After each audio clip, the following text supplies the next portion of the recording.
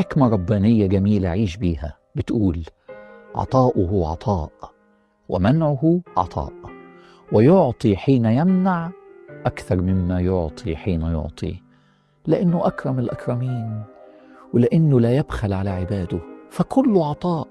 اللي انت فاكره منع عطاء، والعطاء عطاء.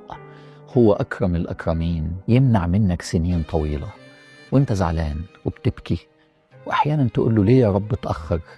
ثم تكتشف بعد سنين إن المنع كان قمة العطاء، وإن هو لولا إن هو منعك ما كنتش هتنجح ولا هتتطور ولا هتتحسن ولا هتنضج ولا هتستوي ولا هتكون في مكان أحسن.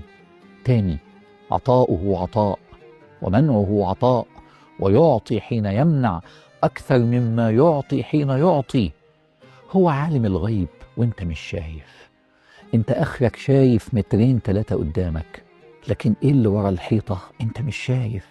انت ما عندكش رؤية ابعد من نظرك القصير، لكنه هو الحكيم العليم الرحيم. 3 اسماء من اسماء الله الحسنى تطمنك لإيه؟ تاني، عطاؤه عطاء ومنعه عطاء.